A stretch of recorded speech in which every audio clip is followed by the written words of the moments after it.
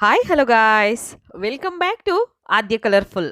ನಾನು ಸುಮಾ. ಫ್ರೆಂಡ್ಸ್, ಇವತ್ತಿನ ವಿಡಿಯೋದಲ್ಲಿ ಒಂದು ಸ್ಪಾಂಜಿ ಆಗಿರುವಂತಹ ಇಡ್ಲಿ ರೆಸಿಪಿನ ನಿಮ್ಮ ಜೊತೆ ಶೇರ್ ಮಾಡ್ತಾ ಇದ್ದೀನಿ.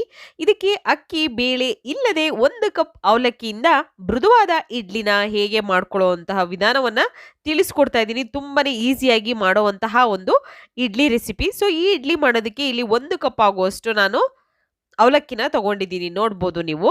ಸೊ ಗಟ್ಟಿ ಅವಲಕ್ಕಿನೇ ತಗೋಬೇಕು, ಪೇಪರ್ ಅವಲಕ್ಕಿ ತಗೋಬಾರ್ದು. ಅವಲಕ್ಕಿನ ನಾವು ಒಂದ್ಸಲ ನೀಟಾಗಿ ಅದರಲ್ಲಿ ಸ್ವಲ್ಪ ಧೂಳು ಗೀಳು ಏನಾದರೂ ಇದ್ರೆ ತೆಗೆದು ನಂತರ ಅದನ್ನ ಒಂದು ಜಾರ್ಗೆ ಹಾಕೊಳ್ಳೋಣ. ಜಾರ್ಗೆ ಹಾಕಿ ಇದನ್ನ ಚೆನ್ನಾಗಿ ಪೌಡರ್ ಮಾಡ್ಕೊಂಡ್ ಬರೋಣ. ಫ್ರೆಂಡ್ಸ್, ನೀವ್ಯಾರಾದ್ರೂ ಫಸ್ಟ್ ಟೈಮ್ ನನ್ನ ಚಾನಲ್ಗೆ ವಿಸಿಟ್ ಮಾಡಿದರೆ ಪ್ಲೀಸ್ ನನ್ನ ಚಾನಲ್ನ ಸಬ್ಸ್ಕ್ರೈಬ್ ಮಾಡ್ಕೊಳ್ಳಿ, ಹಾಗೆ ಲೈಕ್ ಮಾಡಿ ಮತ್ತು ಶೇರ್ ಮಾಡಿ ಫ್ರೆಂಡ್ಸ್. ಓಕೆ, ಇವಾಗ ನೋಡಿ, ಇಲ್ಲಿ 1 ಕಪ್ ಅವಲಕ್ಕಿನ ಒಂದು ಜಾರ್ಗೆ ಹಾಕಿ ನಾನು ಅದನ್ನು ಚೆನ್ನಾಗಿ ನುಣ್ಣಗೆ ಪೌಡರ್ ಮಾಡ್ಕೊಂಡು ಬಂದಿದ್ದೀನಿ, ನೋಡ್ಬೋದು. ಇವಾಗ ನೋಡಿ, ಈ ರೀತಿಯಾಗಿ ರವೆ ರವೆ ಥರ ಪೌಡರ್ ಆಗಿರಬೇಕು ಅದು. ಸೊ ನೀರು ಹಾಕಿ ಅದನ್ನು ರುಬ್ಬೋದು ಬೇಡ, ಜಸ್ಟ್ ಈ ರೀತಿ ಪೌಡರ್ ಮಾಡಬೇಕು ಅವಲಕ್ಕಿನ. ನೋಡಿ, ಈ ರೀತಿ ಪೌಡರ್ ಆಗಿರುವಂತಹ ಅವಲಕ್ಕಿನ ಇವಾಗ ಒಂದು ಬೌಲ್ ತಗೊಳ್ಳೋಣ, ಮಿಕ್ಸಿಂಗ್ ಬೌಲ್. ಸೊ ಈ ಬೌಲಿಗೆ ಫಸ್ಟು ಈಗ ಪೌಡರ್ ಮಾಡಿರುವಂತಹ ಅವಲಕ್ಕಿ ಪೌಡರ್ನ ಹಾಕ್ಕೊಳ್ಳೋಣ. ನೋಡಿ, 1 ಕಪ್ ಆಗುವಷ್ಟು ಅವಲಕ್ಕಿ ಪೌಡರ್ನ ಹಾಕ್ಕೊಂಡಿದ್ದೀನಿ ನಾನು. ತುಂಬಾನೇ ಟೇಸ್ಟಿಯಾಗಿ ಈಸಿಯಾಗಿ ಮಾಡುವಂತಹ ಇಡ್ಲಿ ರೆಸಿಪಿ ಇದು. ಖಂಡಿತ ನಿಮಗೆ ಯಾವಾಗ ಬೇಕೋ ಆವಾಗಲೇ ತಯಾರಿಸ್ಕೋಬೋದು. ನೀವು ಬೇಕಿದ್ರೆ ಒಂದು 10ರಿಂದ 20 ನಿಮಿಷದಲ್ಲಿ ಈ ಒಂದು ರೆಸಿಪಿನ ತಯಾರಿಸ್ಕೋಬೋದು.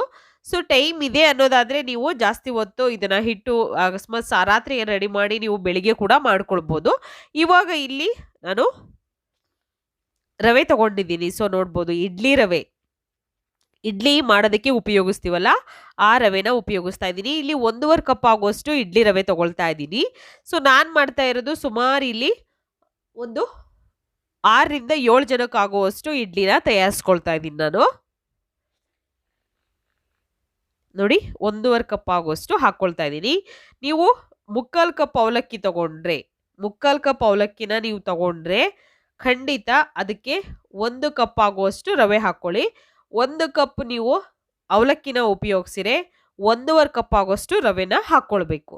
ನಂತರ ಇದಕ್ಕೆ 1 ಕಪ್ಪಿನ ಅಳತೆಯಲ್ಲಿ ನಾನು ಮೊಸರು ಹಾಕ್ಕೊಳ್ತಾ ಇದ್ದೀನಿ, ನೋಡ್ಬೋದು. ಸ್ವಲ್ಪ ಹುಳಿಯಾಗಿರಬೇಕು, ಆ ಥರ ಮೊಸರು ಇರೋದನ್ನು ಹಾಕ್ಕೊಳ್ಳಿ. ಈಗ ಫ್ರಿಡ್ಜಲ್ಲಿ ಇಟ್ಟಿರ್ತೀರ, ಅದನ್ನು ಸ್ವಲ್ಪ ಹೊತ್ತು ಒಂದು ಮಧ್ಯಾಹ್ನದವರೆಗೂ ಆಚೆ ಇಟ್ಟರೆ ಸಾಕು, ಸ್ವಲ್ಪ ಹುಳಿ ಆಗುತ್ತೆ, ಆವಾಗ ನೀವು ಉಪಯೋಗಿಸ್ಬೋದು ಬೇಕು ಅಂತಂದರೆ. ಸೊ ನೋಡಿ, ಇವಾಗ ಮೊಸರು ಹಾಕಿ ನಾನು ಮಿಕ್ಸ್ ಮಾಡ್ಕೊಳ್ತಾ ಇದ್ದೀನಿ. ಈ ರೀತಿ ಮಿಕ್ಸ್ ಮಾಡಿದ ನಂತರ ಇವಾಗ ಸ್ವಲ್ಪ ನೀರು ಹಾಕ್ಕೊಳ್ಳೋಣ. 1 ಕಪ್ ಆಗುವಷ್ಟು, 1 ಬೌಲ್ ಆಗುವಷ್ಟು ನಾನು ನೀರನ್ನು ಹಾಕ್ಕೊಳ್ತೀನಿ, ನೋಡ್ಬೋದು. ಈಗ ರವೆ ತಗೊಂಡಿದ್ದೀವಲ್ಲ, ಅದೇ ಕಪ್ಪಿನ ಅಳತೆಯಲ್ಲೇ ನಾನು ನೀರನ್ನು ಹಾಕ್ಕೊಳ್ತಾ ಇದ್ದೀನಿ. ಈ ರೀತಿ ಮಿಕ್ಸ್ ಮಾಡ್ಕೊಳ್ಳೋಣ. ನೋಡಿ, ಸ್ವಲ್ಪ ಸ್ವಲ್ಪನೇ ನೀರನ್ನು ಹಾಕ್ಕೊಳ್ತಾ ನೀವು ಈ ಒಂದು ಇಡ್ಲಿಗೆ ಸರಿ ಹೊಂದಿಸ್ಕೋಬೇಕು. ಇಲ್ಲ ಅಂತಂದರೆ ಜಾಸ್ತಿ ತೆಳ್ಳಗಾದರೆ ಇಡ್ಲಿ ಚೆನ್ನಾಗಿ ಬರೋದಿಲ್ಲ, ಸೊ ಕೆಟ್ಟೋಗುತ್ತೆ. ನೋಡಿಕೊಂಡು ನೀವು ನೀರನ್ನು ಉಪಯೋಗಿಸಿ. ಓಕೆ, 2 ಕಪ್ ನೀರನ್ನು ಹಾಕ್ಕೊಂಡಿದ್ದೀನಿ ಇವಾಗ ಟೋಟಲ್ ಆಗಿ ನಾನು. ಸೊ ಇನ್ನೂ ಸ್ವಲ್ಪ ನೀರು ಬೇಕು ಅನ್ನಿಸ್ತಾ ಇದೆ. ಒಂದ್ಸಲ ಚೆನ್ನಾಗಿ ಮಿಕ್ಸ್ ಮಾಡ್ಕೊಳ್ಳೋಣ ಫಸ್ಟು. ಈ ರೀತಿಯಾಗಿ ನಾನು ಮಿಕ್ಸ್ ಮಾಡ್ಕೊಳ್ತಾ ಇದ್ದೀನಿ ನೀಟಾಗಿ. ನೋಡಿ, ತುಂಬಾ ಚೆನ್ನಾಗಿ ಆಗುತ್ತೆ ಈ ಒಂದು ರೆಸಿಪಿ. ಸೊ ಜಾಸ್ತಿ ಇದಕ್ಕೆ ಅಕ್ಕಿ ಬೇಳೆ ಏನೂ ಕೂಡ ಬೇಡ. 1 ಕಪ್ ಅವಲಕ್ಕಿಯಿಂದ ನೀವು ಮೃದುವಾದ ಇಡ್ಲಿ, ತುಂಬಾ ಸಾಫ್ಟ್ ಆಗಿರುವಂತಹ ಸ್ಪಾಂಜಿ ಆಗಿರುವಂತಹ ಇಡ್ಲಿನ ತಯಾರಿಸ್ಬೋದು. ಹಾಗೆ ಒಂದು ವೈಟ್ ಇಡ್ಲಿ ಕೂಡ ನಿಮಗೆ ಸಿಗುತ್ತೆ. ಇದು ಕಲರ್ ಬೇರೆ ಥರ ಚೇಂಜ್ ಆಗೋದಿಲ್ಲ, ಫುಲ್ ವೈಟ್ ಆಗಿರುತ್ತೆ. ಇನ್ಸ್ಟೆಂಟ್ ಆಗಿರುವಂತಹ ಒಂದು ಇಡ್ಲಿ ರೆಸಿಪಿ ಅಂತ ಹೇಳ್ಬೋದು ಇದನ್ನು. ಸೊ ಇವಾಗ ಇದು ಕರೆಕ್ಟಾಗಿ ಆಗಿದೆ. ಇದಕ್ಕೆ ರುಚಿಗೆ ತಕ್ಕಷ್ಟು ಉಪ್ಪನ್ನು ನಾವು ಹಾಕ್ಕೊಳ್ಬೇಕಾಗುತ್ತೆ. ಈಗ ಫಸ್ಟು ಒಂದು 2ರಿಂದ 3 ನಿಮಿಷದವರೆಗೂ ನಾನು ಇದನ್ನು ಮುಚ್ಚಿ ಪ್ಲೇಟನ್ನು ಹಾಗೆ ಬಿಡ್ತಾ ಇದ್ದೀನಿ. ನಂತರ ನೀವು ಜಾಸ್ತಿ ಟೈಮ್ ಇದ್ದರೆ ಒಂದು 5ರಿಂದ 10 ನಿಮಿಷ ಹಾಗೆ ಬಿಟ್ಬಿಡಿ. ಇವಾಗ ನೋಡಿ, ಇದಕ್ಕೆ ರುಚಿಗೆ ತಕ್ಕಷ್ಟು ಉಪ್ಪನ್ನು ಹಾಕ್ಕೊಳ್ತಾ ಇದ್ದೀನಿ. ಸ್ವಲ್ಪ ಉಪ್ಪನ್ನು ಹಾಕಿದ ನಂತರ ಒಂದು ಪಿಂಚಷ್ಟು ನಾನು ಬೇಕಿಂಗ್ ಸೋಡಾ ಹಾಕ್ಕೊಳ್ತೀನಿ. ಒಂದು ಪಿಂಚಷ್ಟು, ಜಾಸ್ತಿ ಬೇಡ.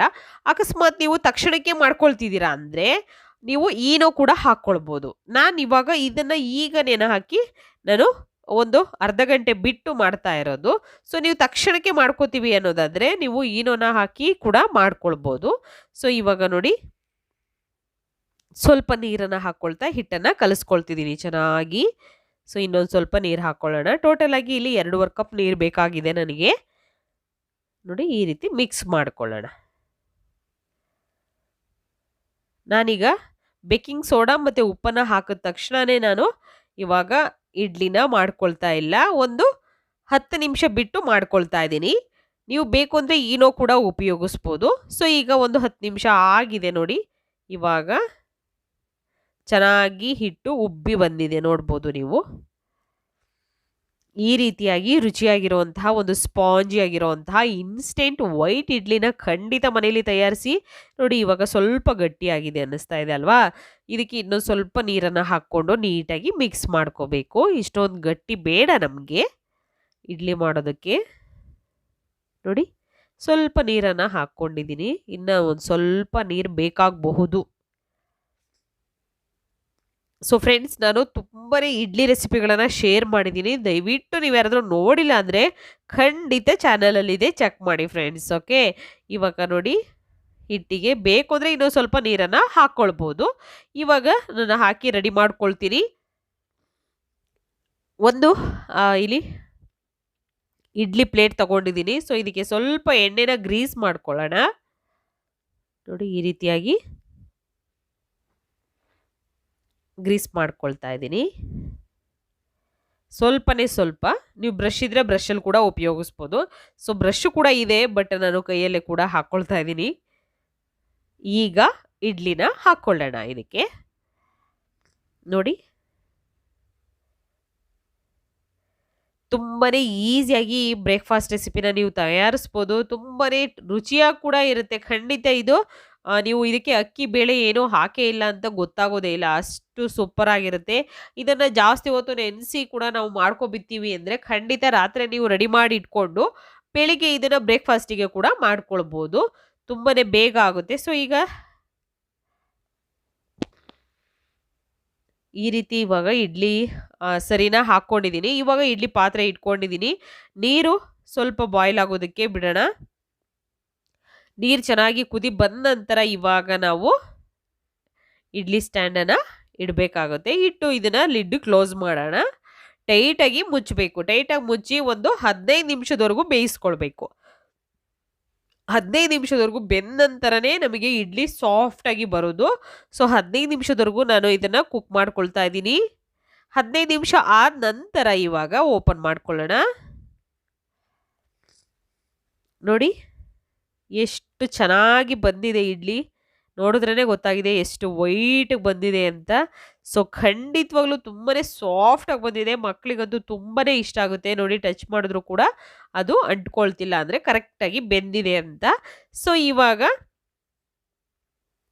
ಇದನ್ನು ತೆಗೆದು ಒಂದು ತಟ್ಟೆಗೆ ನಾನು ಹಾಕ್ಕೊಳ್ತಾ ಇದ್ದೀನಿ. ತುಂಬಾ ಈಸಿಯಾಗಿ ರುಚಿಯಾಗಿ ಮಾಡುವಂತಹ ಒಂದು ಇನ್ಸ್ಟೆಂಟ್ ಇಡ್ಲಿ ರೆಸಿಪಿ ಅವಲಕ್ಕಿ ಇಡ್ಲಿ ರೆಡಿಯಾಗಿದೆ. ನೀವು ಕೂಡ ಮನೇಲಿ ಟ್ರೈ ಮಾಡಿ ಫ್ರೆಂಡ್ಸ್. ಹೇಗೆ ಬಂತು ಅಂತ ತಪ್ಪದೆ ನನಗೆ ಕಾಮೆಂಟ್ ಸೆಕ್ಷನಲ್ಲಿ ತಿಳಿಸಿ. ಅವಲಕ್ಕಿಯಿಂದ ಕೇವಲ ಅಕ್ಕಿ ಬೇಳೆ ಇಲ್ಲದೆ 1 ಕಪ್ ಅವಲಕ್ಕಿಯಿಂದ ಮೃದುವಾದ ಇಡ್ಲಿನ ಮಾಡುವ ವಿಧಾನವನ್ನು ತಿಳಿಸ್ಕೊಟ್ಟಿದ್ದೀನಿ. ಈ ವಿಡಿಯೋ ಬಗ್ಗೆ ಏನೇ ಅನಿಸಿಕೆ ಅಭಿಪ್ರಾಯ ಇದ್ರೂ ತಪ್ಪದೆ ಕಾಮೆಂಟ್ ಸೆಕ್ಷನಲ್ಲಿ ತಿಳಿಸಿ. ಓಕೆ, ಸೊ ನೋಡಿ ಸ್ಪಾಂಜಿ ಆಗಿರುವಂಥ ಇಡ್ಲಿ ಎಷ್ಟು ಚೆನ್ನಾಗಿದೆ ಅಂತ. ಸೊ ಖಂಡಿತ ಮನೆಯಲ್ಲಿ ಈ ರವಾ ಇಡ್ಲಿನ ಒಂದ್ಸಲ ತಯಾರಿಸಿ ಹೇಗೆ ಬಂತು ಅಂತ ತಪ್ಪದೆ ಕಾಮೆಂಟ್ ಸೆಕ್ಷನಲ್ಲಿ ತಿಳಿಸಿ. ಬಾಯ್, ಸಿ ಯು, ಟೇಕ್ ಕೇರ್.